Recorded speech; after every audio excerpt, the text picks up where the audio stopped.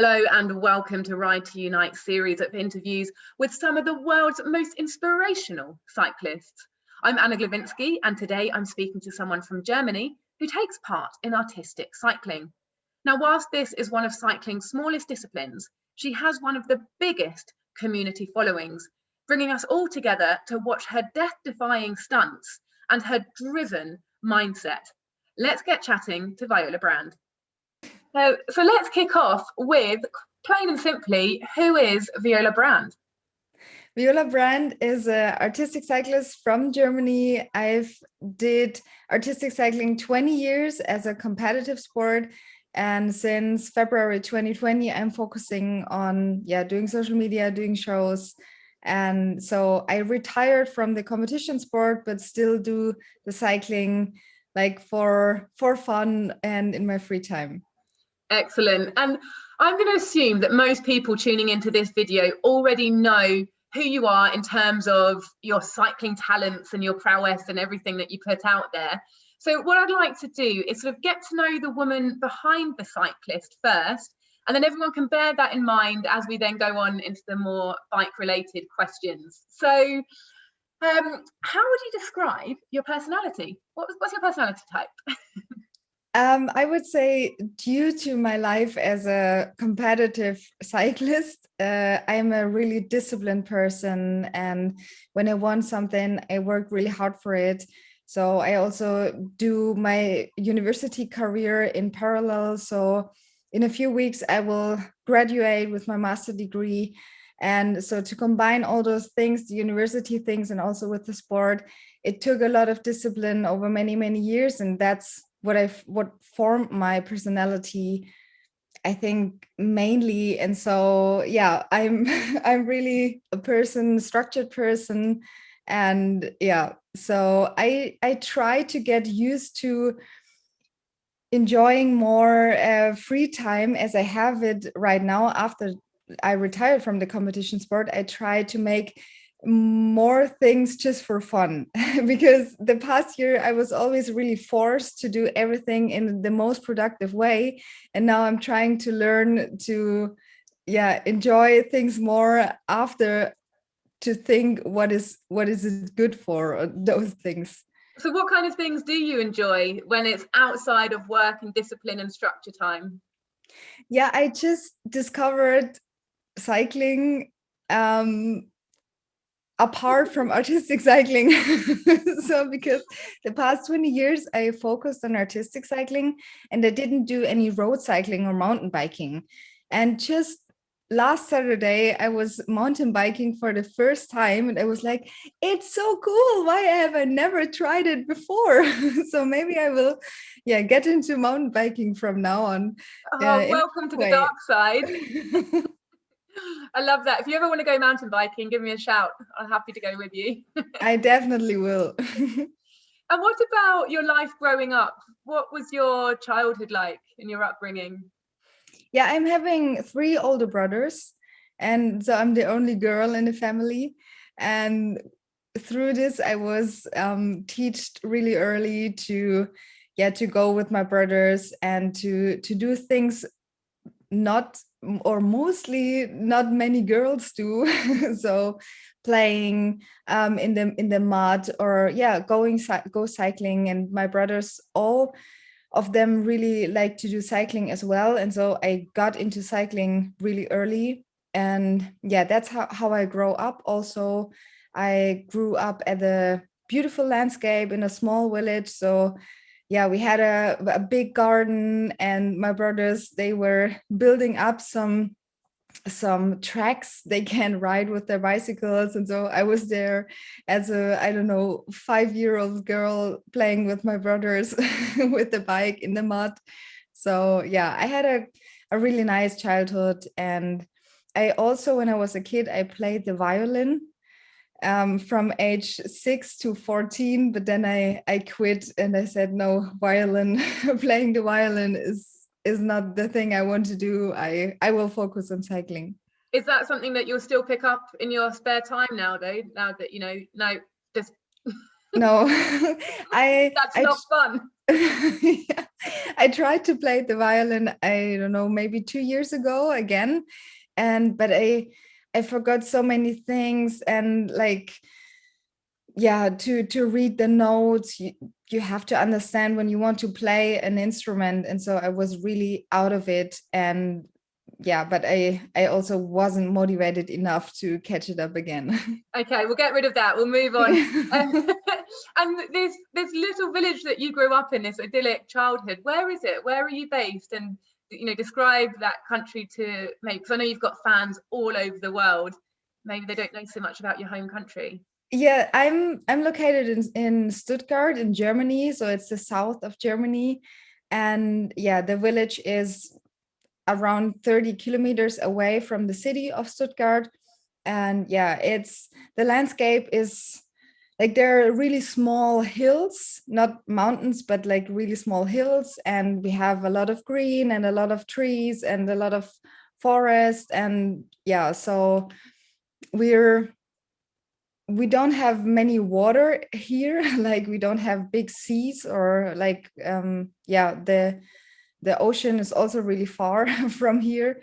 So yeah, I'm used to the landscape of green hills and yeah, trees and forest and those things. Beautiful countryside. It really does sound heavenly. And you're a student now. You're saying that you're just finishing your master's. So what are you studying, and why did you decide on that topic that you're studying? Yeah, I'm studying clinical nutrition. It's basically a science master program, university program. So I'm learning a lot of science things like biology, chemistry, like all the things that are related to medicine. So, for example, anatomy, physiology, and all those things. And right now, I'm writing my master thesis about the topic of vitamin E and what it does in the body. And I went to the lab to work for 6 months to do the experiments of my master thesis. And now I'm done with the lab work, luckily. And now I'm just writing the thesis itself. But I really hope that I can submit it by the next weeks. So that means I hope in May or at latest in June, I have my master degree. Oh, fingers crossed. And any spoiler alerts? What does vitamin E do? I'm not allowed to talk about this topic because my supervisor, he also needs my results I won through the experiments. He also uses this for his PhD thesis, so I'm not allowed to talk about it Oh, because very top secret. Makes me yeah. really want to know that now. Anyway, we'll move on to the reason why we are really here, and that is the world of artistic cycling and you and your career. So sum up, what is artistic cycling? Yeah, artistic cycling is something like dancing and gymnastic on the bike. So for me, the main thing is the gymnastic part, but others who watched it said something like that it's also a little bit like dancing or also like ballet on the bike. So it's a sport discipline. Yeah, it's like an aesthetic sport discipline, but also that requires a lot of physical strength and stamina also, and also to be brave enough to do the tricks and to overcome the fear of hurting yourself. We're doing pirouettes on the bike, spinning on the back wheel, for example. We do different gymnastic tricks like doing a handstand on the bicycle, standing with the hands only on the handlebar and doing the handstand on a bike, or also doing the handstand with one hand at the handlebar and the other one at the saddle. And yeah, so like many crazy figures we do on the bicycle. And yeah, I think it's a really beautiful sport and a unique sport. So that's why I also started, and I'm really happy that I decided to go for this sport. Yeah, it is. It's truly mind-blowing when you really watch it. And actually, I told my husband that I was going to be interviewing you, and he already followed you on Instagram because he comes from a BMX background. So that's, in some ways, maybe you won't think that there's so much connected, but he was like, oh, that girl is una máquina. which you're a machine, like, you know, so much respect for what you did. And I think, you know, many disciplines of cycling could look at artistic cycling and be inspired by it and really understand what it takes to do it, even though it isn't the biggest discipline in itself. And so why did you choose to do it? What got you into it? Yeah, it was also my brothers. I think my brothers, they are mostly the person who brought me to do the things I'm doing. So also the cycling stuff and artistic cycling. So there was a little club in our village, and my mom, she got to know about this sport through the newspaper, and then she sent my oldest brother, she sent to the club, and so he started to do artistic cycling. And yeah, as the little sister, I always wanted to do what my brothers did, and so I also started artistic cycling at the age of 6. And yeah, since then I stick to it, and now I'm here. Here you are today. And what about them? Are they still doing it, your brothers? Yeah, my oldest brother is still doing it. He also retired from the competition sport, but he also enjoys to go on the bicycle every now and then. And he also do a lot of road cycling. So I would say he's the person in our family who does the most cycling of us, like also the different variants or disciplines of cycling. He also watches a lot of cycling in TV, for example. So he's really into it. But my other two brothers, they retired from the sport really early, and now they're more focusing on like fitness and not the cycling anymore. Yeah, other things. It can be quite normal. So would you then train together? Was that your setup? You'd go with your brothers, or is it something that you ended up kind of going to on your own? No, I always trained together with my brother, and my mom, she was the coach of the two of us. So it was kind of a big family project. My mom, my brother, and me going on competitions together. And when we go on competition, it's always that we have to stay one night at the place. We have the competition, so it was always a little bit like a family trip. The three of us going to the competitions, Oh. competing, and yeah, like to support each other in the things he does. And you said that you're really disciplined as a person. And is your brother like that as well? And does it come through with your mother as well? Is it like the three of you applied this discipline as a team? Yeah, definitely. My brother, he's really hardworking. He's a mechanician of cars, and he works throughout the day, and after his work he goes to training. So he is really a hardworking guy. And also my mom, she's also working as a nurse, but she also went to me every day to training. So except or in addition to the normal work, she spent every free minute with us in the gymnastic hall training. And so the three of us, we all had the discipline, and to not say, oh, today I do not want to go to training, then I do not go. That was never the case. It was more the case that, like, yeah, every day it's training and it's normal, and I don't ask myself if I like to go to training or not. I just do it. So Yeah, habit that's and routine. Wow. yeah. And what sort of bikes do you use? So maybe you can describe the types of bikes that people in other disciplines of cycling can understand, maybe what elements the bikes have. Yeah, the artistic bike is a special bike, specially made for artistic cycling. I also made a YouTube video about it where I'm explaining all the special parts because so many people asked about it. Yeah. But basically, it's a fixie bike. So it has a fixed gear so that you can ride forward, but also backwards. The geometry is a little bit more, yeah, it's Compact and short. compactor, yeah, and shorter. And yeah, we have no brakes, we have um no light, no everything. So it's really just like a pure bicycle with two wheels, one frame, saddle, handlebar, and that's it. And my bicycle, it has a belt instead of a chain. That's not necessary for an artistic bike. There are also artistic bikes having a normal chain, but I prefer the belt because it's a little bit smoother and it's really silent, and yeah, everything is really fluent with the belt. So yeah, and the saddle and the handlebar are shaped a little bit differently, so that it's easier for us to stand, for example, on the handlebar. And it's, you can imagine it like a reverse handlebar of road bikes. Yeah, they look upside down, really. Yeah. And where do you get bikes like that from?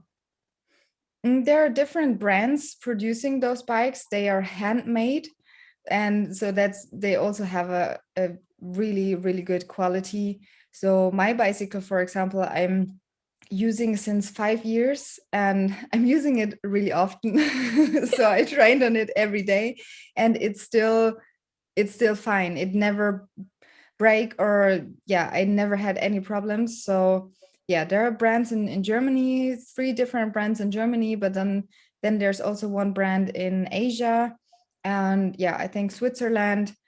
And yeah, so you can just Google it. A few handpicked places. It's not the sort of place, there's not the sort of bike that you just pick up down at your local bike shop. You really have to sort of know what you're looking for. And what other specialist equipment do you need?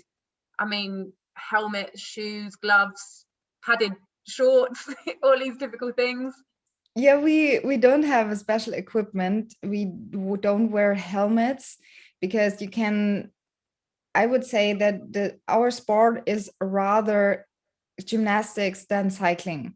So a helmet is really, really important when you do tricks in mountain bike, or also when you're on the road and with the traffic and with other cars, and there's a huge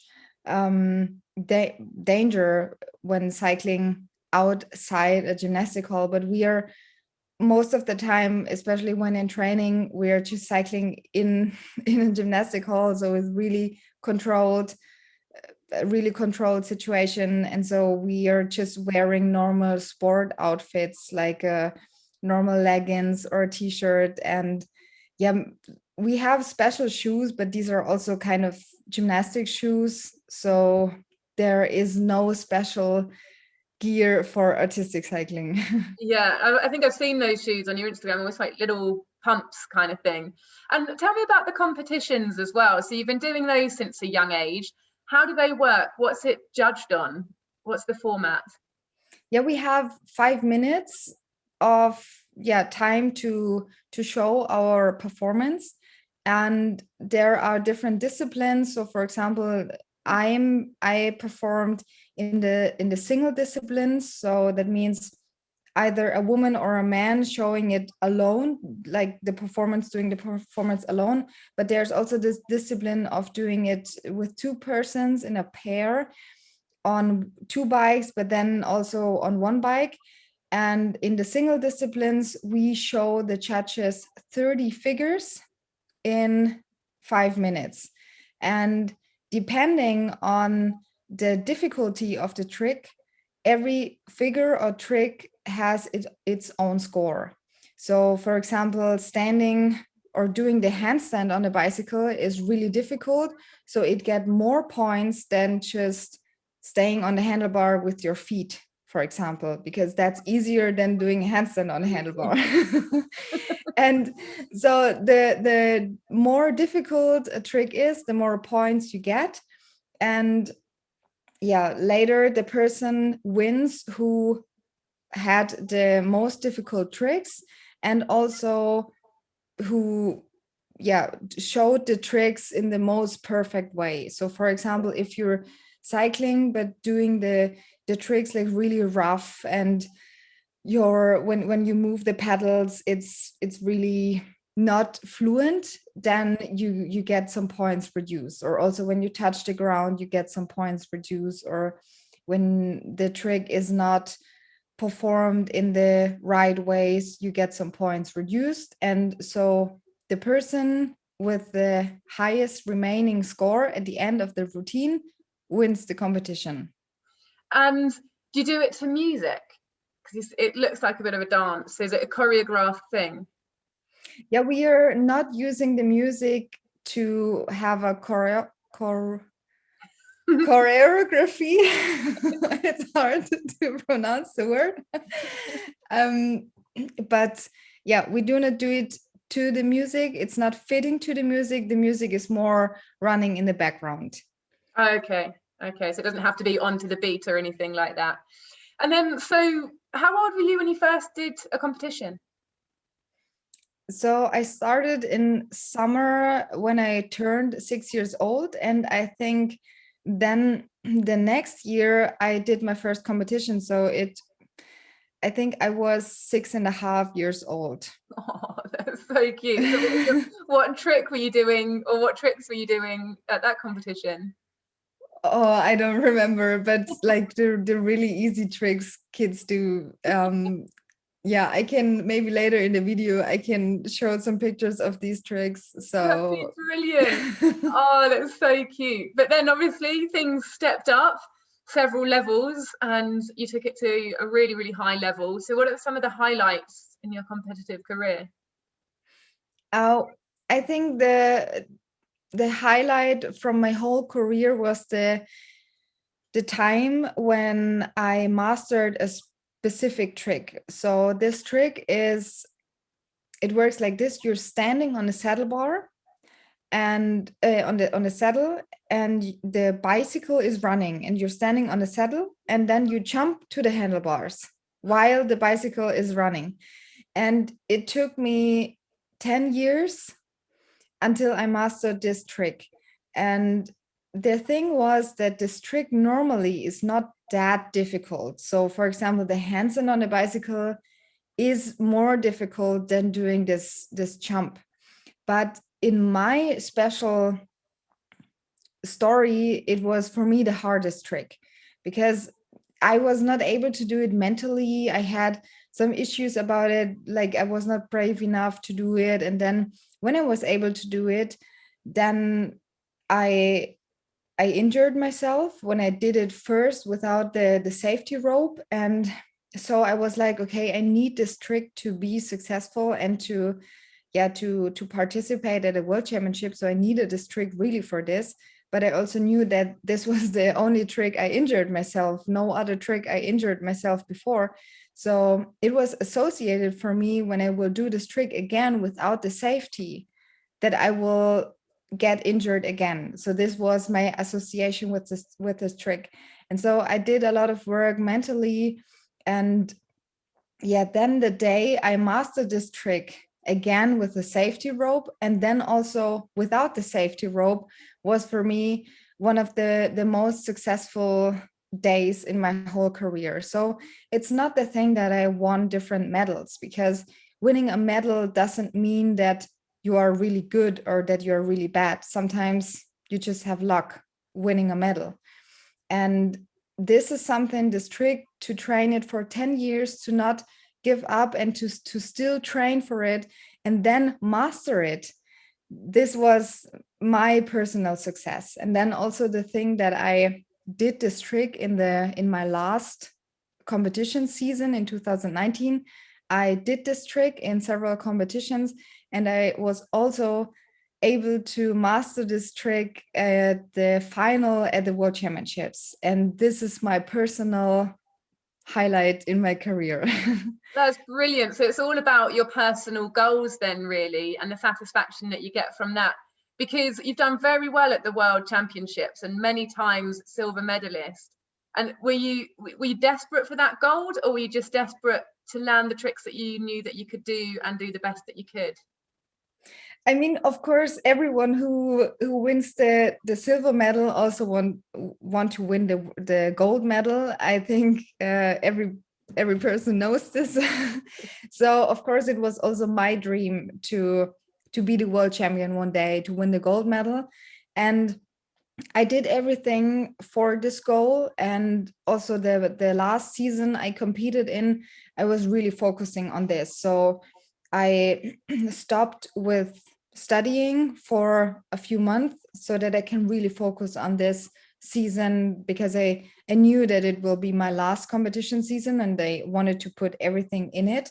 And yeah, of course, it would have made me really happy if I would have won the world championship and the gold medal.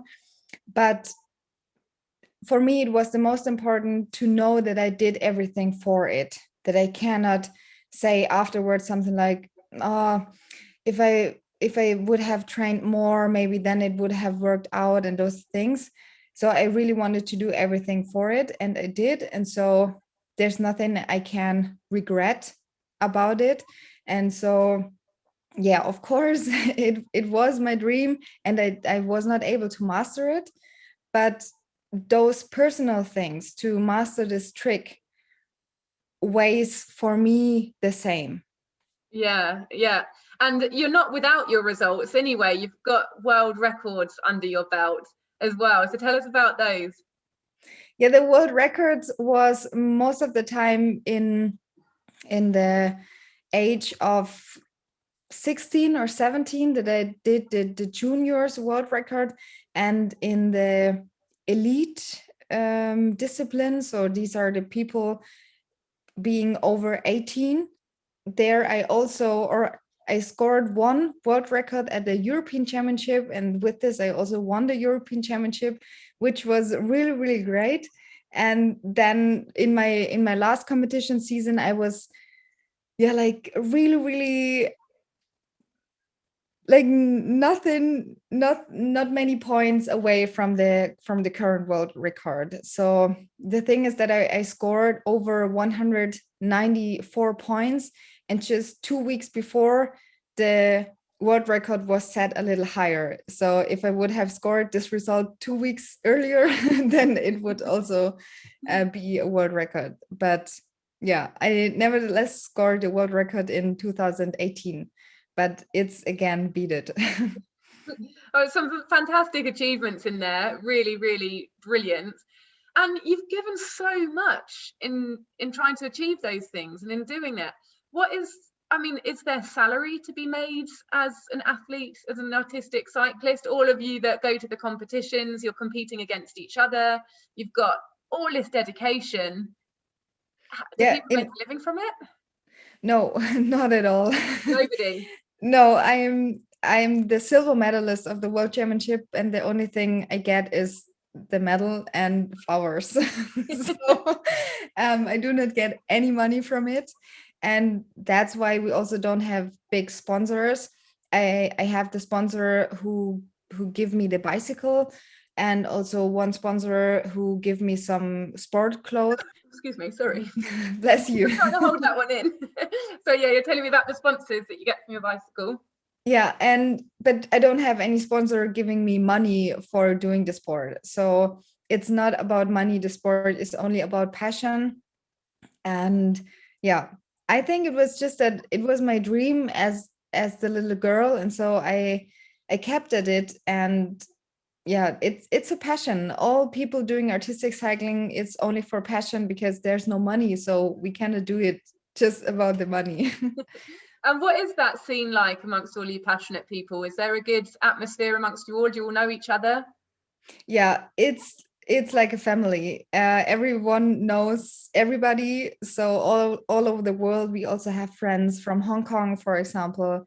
There was also the World Cup in 2018, so a team of German athletes traveled to Hong Kong. This is also a point, we also have to pay all the travel expenses by ourselves. But so there was a team of going to Hong Kong, and we had such a nice atmosphere there, and yeah, eating the traditional food. And yeah, so it's like a huge family we have in artistic cycling. There are more people doing it than most of the people expect. So most of the people expect that there are only maybe 100 people doing it all over the world, but there are a lot more. But nevertheless, yeah, you know each other, and so it's a really familiar atmosphere there. And do you think this is a sport that's going to grow? Is it a growing sport? What's the future? What do you see as the future of artistic cycling? Mm, I think that the pandemic harms the sport a lot, because many athletes at the moment are not allowed to train. And since the sport is a sport you have to do in a gymnastic hall, and right now we have the lockdown in Germany and all gymnastic halls are closed, it's hard for the people to train it. And so I have the fear that many people will retire from the sport after the pandemic. And so I don't know in which extent this pandemic will harm the sport, but it definitely will. And so, yeah, it's hard to say if the sport is growing or not. In general, I think it is.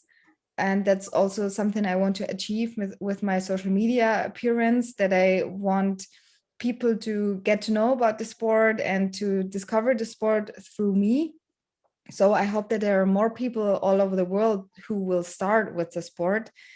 But yeah, we have the dream of getting into the Olympic Games one day. But yeah, for this, we need some more competitors all over the world, especially from the USA, for example, and yeah, other continents like, for example, Africa. And so we need some more competitors there. We have a lot in Europe and also some in Asia, but not the other continents. And so, yeah, we need some more competitors. So a little bit of a way to go, but still you've got nearly 500,000 followers on Instagram, so you must get a whole spectrum of different types of people messaging you there. Have you heard from people saying that you've inspired them to take up artistic cycling?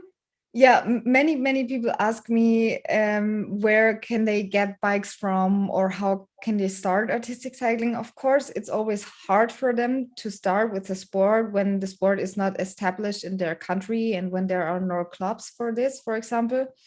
So that's kind of hard for them to start.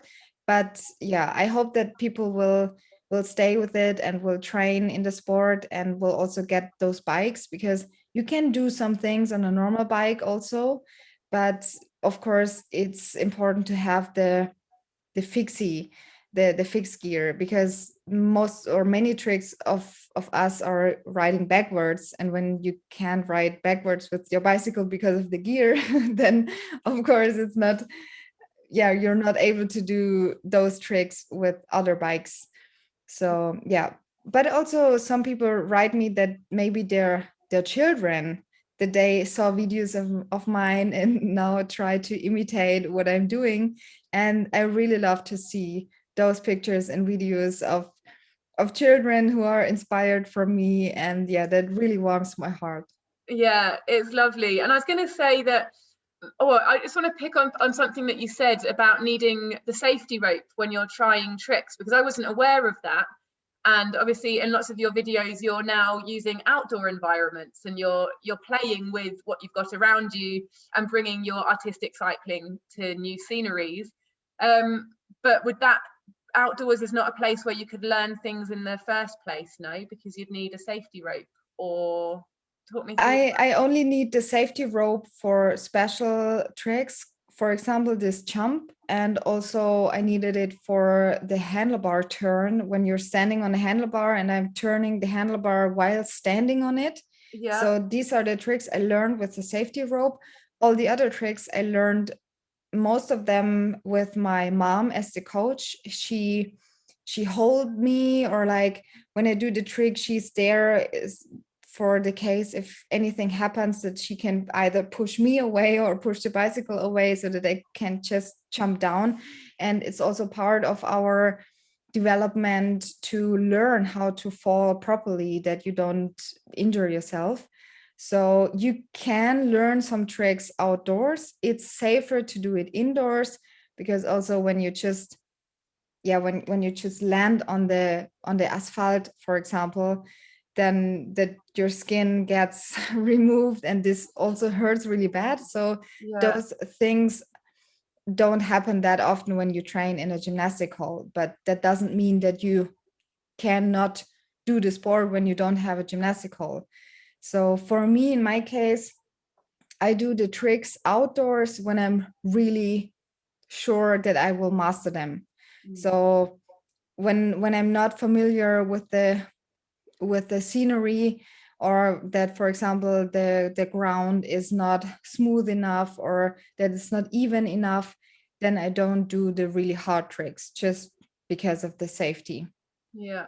Oh, excellent. We've really answered some questions I had there, because I was fascinated about that. I mean, it's a risky sport. It looks so graceful and beautiful, but as you said, there's risk and there's injury in that, and strength is needed. It's not all just Yeah, flashing around, incredible.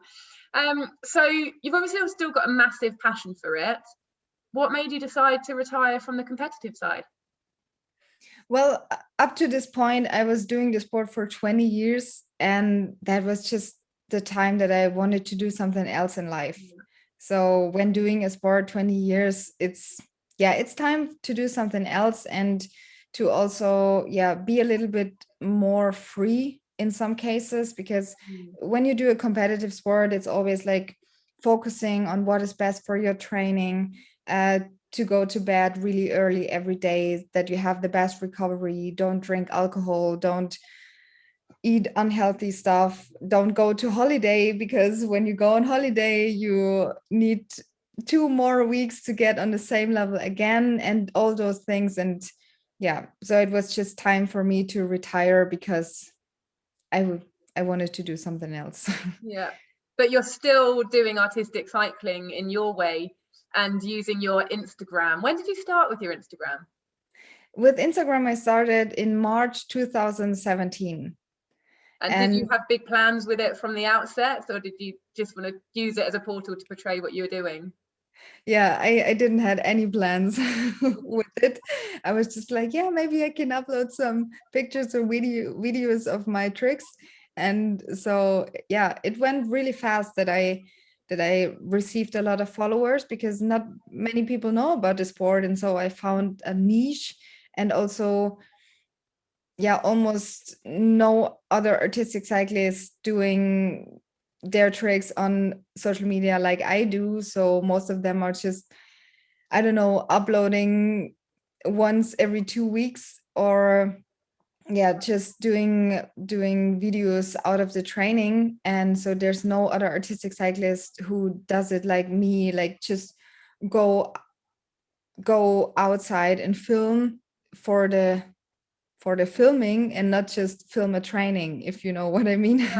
So just for to do it in a more professional way of filming and of photography. And so I'm having kind of a monopole there.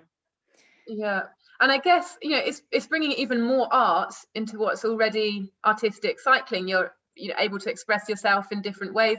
So did Instagram actually change the way that you viewed artistic cycling and what it could be? Absolutely, absolutely. Because I was used to the sport like all other artistic cyclists, doing it just in a gymnastic hall, doing it just with normal sport clothes, and doing it in a competitive way of having your hair really tightened, and that you always have the focused view in your face. And my way of doing artistic cycling now is more in a casual and fun way. I want to show it to people, and also to smile doing the tricks. And in competition, most of the time it's like you don't smile because you're so focused on doing all things right, because for every little mistake the judges will reduce some points. And now when I do the sport outdoors and doing it for videos or doing it for shows, it's about the entertainment. And sometimes it's also entertaining when you fall down. And in a competition you lose when you fall down. So when you do a performance and you fall down, then in some cases I had the thing that I was falling down because it was too slippery, and then I did not have any control over my bicycle. And then I fell down, and I got up again on my bicycle, because it's normal for me to get on my bike again when I fall down.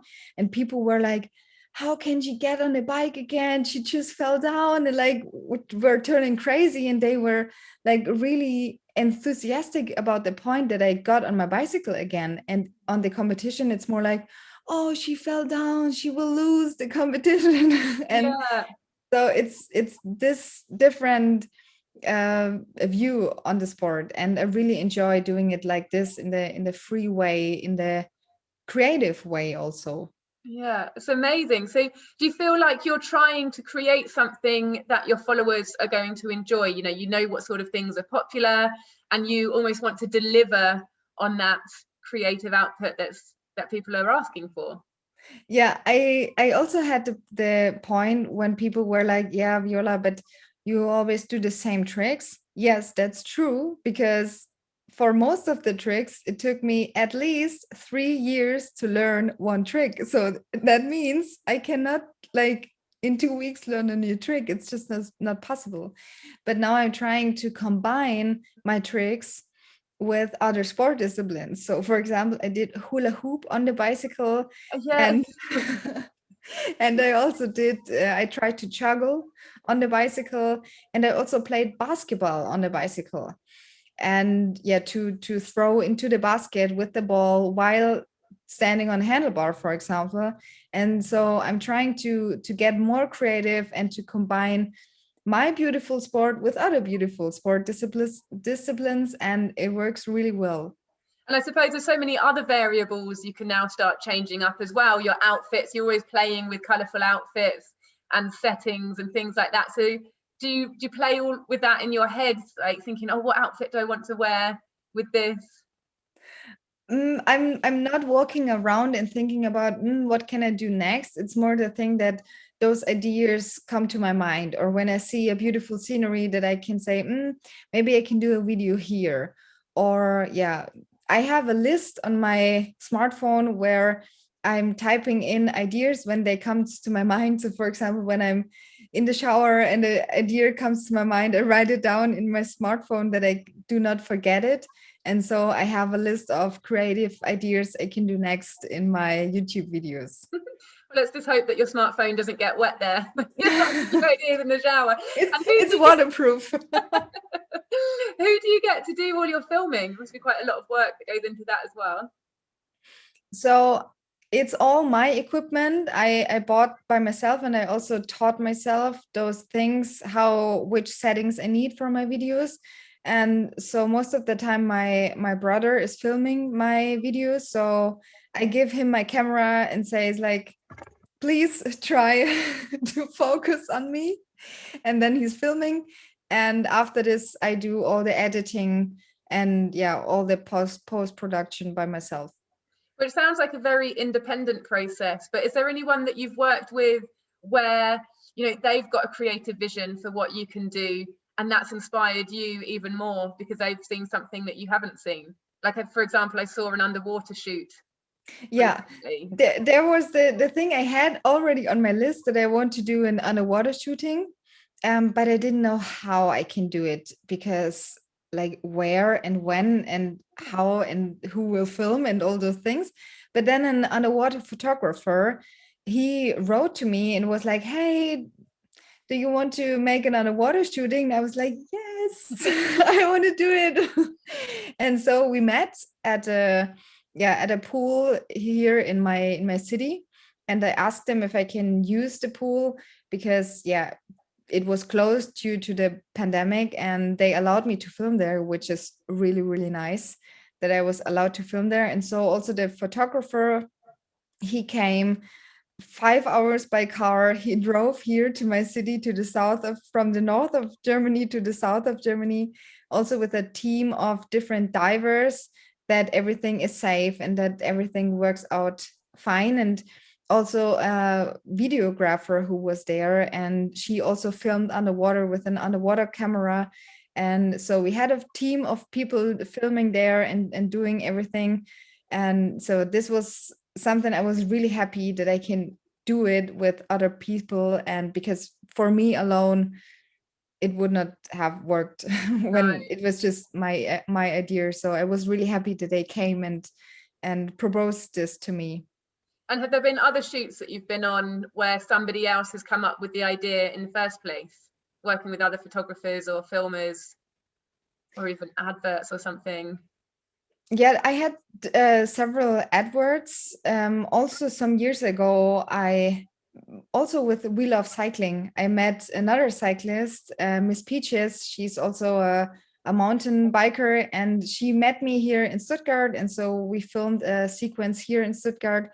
So I had those projects, or also filming an advert, for example, in Barcelona.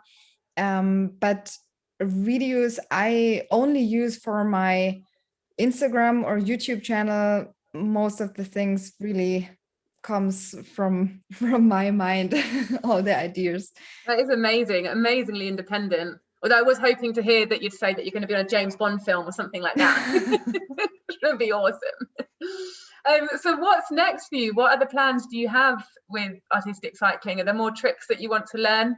Some more sports that you want to combine? Yeah, I have my list where I have some ideas written down. So the next video I want to produce is doing badminton on the bicycle, trying to play badminton on it.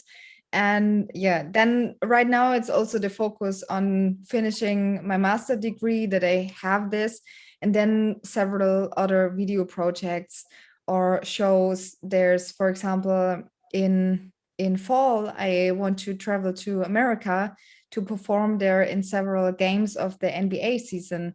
And this is something I really hope that it's going to happen, because normally it was planned to do it this year in March, but due to the pandemic, it wasn't possible for me to go there, and also that the games will take place with spectators.